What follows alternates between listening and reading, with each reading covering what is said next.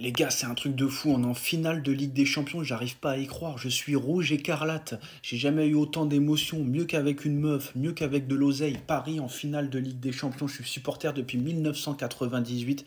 J'ai vécu des matchs, mais vraiment, ça a été très très très dur. Je me rappelle de ce match contre la Corogne en 2001 en Ligue des Champions où le Paris Saint-Germain gagne 3-0. Paris gagne 3-0 à la 70e minute de jeu et Paris se fait revenir 4-3 et on se fait éliminer en Coupe de France en 97 contre Clermont. On mène 4-1, on se fait revenir 4-4, on perd au tir au but. Contre Chelsea en 2014, on gagne 3-1 à l'aller. On se prend un but de Dembaba à la dernière seconde et on se fait une remontada. On fait une remontada là. Ils nous mettent une remontada Chelsea 2-0. Le 6-1 et la remontada contre le Barça où on se fait voler littéralement par l'arbitrage. C'est un traumatisme. 2 ans plus tard, on gagne à Manchester 3-1, on perd 2-0 au retour contre les U16 de Manchester United sur une main de Kipembe. Dégoûté, traumatisme très violent. Et contre le Real Madrid en 2022, on gagne 1-0 à l'aller, on mène 1-0 au retour, on prend 3 buts en 5 minutes. Ça a été catastrophique. Combien de fois on a souffert, qu'est-ce qu'on a galéré toutes ces années. On a ramé, on a eu des désillusions, des traumatismes où on s'en est jamais remis et on est enfin en finale de Ligue des Champions après une épopée incroyable, une épopée de 16 matchs de Ligue des Champions pour arriver en finale contre l'Inter du Milan où on a battu toutes les meilleures équipes d'Angleterre. Et là très clairement, personne peut nous critiquer sur notre parcours. On a affronté l'Atlético Madrid, Arsenal, Manchester City, Liverpool, Aston Villa, encore Arsenal. Et si on bat l'Inter de Milan, on aura battu tout le monde. Et c'est vrai qu'une finale Barça-PSG, ça aurait été magnifique. Mais là, ce soir, c'est incroyable. La liesse dans les rues de Paris, c'est totalement fou. Et on ne peut pas perdre cette finale de de Ligue des Champions, excusez-moi, je suis déjà à la Coupe du Monde des clubs, moi. On ne peut pas perdre cette finale de Ligue des Champions. Une finale de Ligue des Champions, mais une finale tout court, ça ne se joue pas. Ça se gagne. Et ce soir, ce qu'a fait le Paris Saint-Germain, c'est incroyable. Et Michael Arteta qui dit que c'est eux qui ont été meilleurs sur les 2 matchs, mais mort de rire. Pourtant, tu as été éliminé, frère, et tu as perdu les 2 matchs. Donc arrête, c'est parce que tu as battu le Real, ça y est, tu t'es senti fort. Mais franchement, ce soir, voilà, Paris a mis tout le monde d'accord pendant cette Ligue des Champions. Et Paris mérite de gagner cette Ligue des Champions. Et il ne faut pas oublier qu'à chaque fois que ça se joue à Munich, il y a un nouveau gagnant en Ligue des Champions qui a été couronné. Donc cette année, c'est vraiment pour nous. Et franchement, que d'émotions. Merci à Amara Diané qui nous a sauvés en 2008. Ce but à Sochaux qui nous évite la Ligue 2. Sans lui, on ne serait pas là peut-être ce soir. Merci aux Qataris d'avoir vraiment cette remis en question, d'avoir viré les stars, d'avoir viré les Neymar, d'avoir viré les Messi, d'avoir viré les Mbappé. Franchement, c'est exceptionnel. Mbappé, il doit être en dépression ce soir, c'est incroyable. Mais franchement, merci Paris, merci Luis Enrique qui a fait un travail exceptionnel, remarquable, incroyable. Le bâtisseur, le fondateur de cette équipe. Tout le monde a critiqué Enrique et maintenant c'est le roi de Paris, c'est le roi de France très clairement et bravo Paris. Et on est en finale et ici c'est Paris. Tonton Nasser, calme-toi, calme-toi. Il va l'avoir sa bouillie, il va l'avoir sa punition. Regardez ce que a dit tonton Nasser, président du Paris Saint-Germain. Je suis très fier, je suis très fier de mon équipe. Et j'ai mis beaucoup Euro et Mbappé. Ah Nasser, t'es trop fort. Nasser, franchement, tu mérites, même si au début ça a été compliqué, t'as fait du mauvais travail, mais la tête du Mbappé, je suis en train de m'imaginer la tête du Mbappé à l'heure où je vous parle, minuit 22. Le mec, il quitte le Paris Saint-Germain sans avoir remporté la Ligue des Champions, sans avoir remporté le Ballon d'Or, qui était quand même son rêve et son objectif ultime avec le Paris Saint-Germain. Le mec, il quitte le PSG, il met le PSG dans, on va dire, dans la caca, pour TikTok, dans la panade. Il dit il a protégé toutes les parties et le mec demande 55 millions d'euros. Avec tout ce qu'a fait pour lui, Nasser Al-Khelaifi, le club s'est mis à genoux devant lui, le mec il fait ça. Le mec il quitte le Paris Saint-Germain pour aller au Real et il laisse le club sans indemnité de transfert, sans contrepartie financière. Le mec il rejoint le Real Madrid, qui gagnait la Ligue des Champions presque tous les ans, qui gagnait la Liga, qui gagnait la Super Coupe d'Espagne. Il arrive au Real, il fait une saison blanche, le poissard.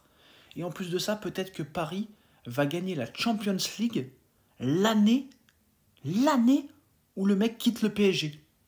Et peut-être qu'il va voir Ousmane Dembélé soulever le ballon d'or devant lui, avant lui.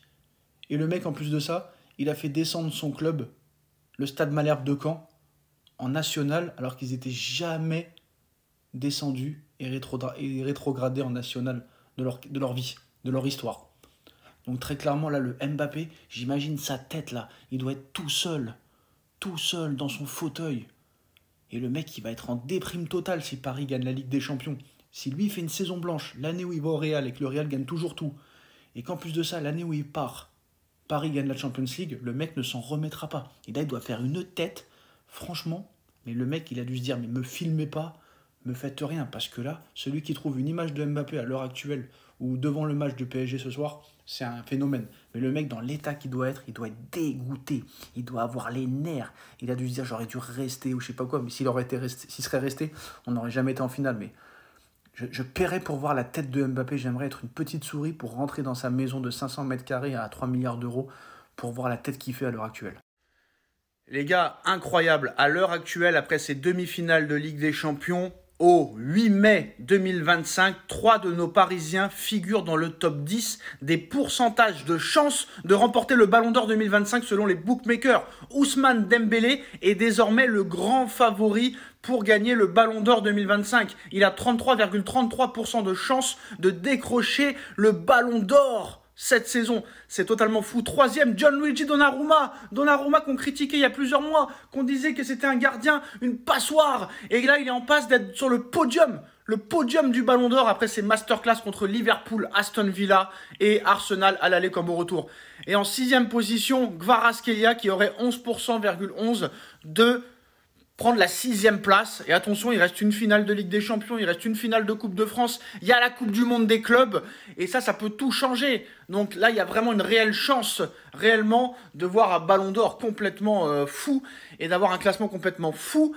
Et Ousmane Dembélé, franchement, le mériterait, après la saison qu'il a fait, en 44 matchs, 33 buts et 11 passes décisifs, vainqueur du Trophée des Champions, du championnat, peut-être de la Coupe de France, peut-être de la Ligue des Champions, peut-être de la Coupe du Monde des clubs. S'il gagne la Ligue des Champions, peut-être la Super Coupe d'Europe, peut-être la Ligue des Nations avec l'équipe de France et un match très chaud contre l'Espagne. Ousmane Dembélé, grand favori pour être le Ballon d'Or. Dites-moi si vous êtes d'accord avec ce classement.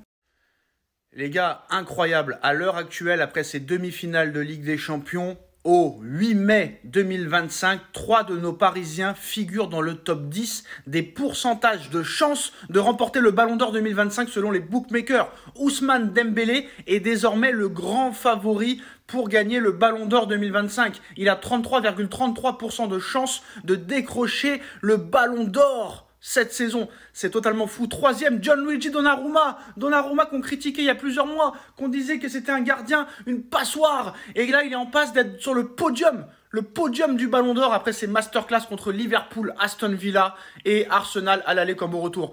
Et en sixième position, Kvaratskhelia qui aurait 11,11% de prendre la 6e place. Et attention, il reste une finale de Ligue des Champions, il reste une finale de Coupe de France, il y a la Coupe du Monde des clubs, et ça peut tout changer. Donc là, il y a vraiment une réelle chance, réellement, de voir un Ballon d'Or complètement fou, et d'avoir un classement complètement fou.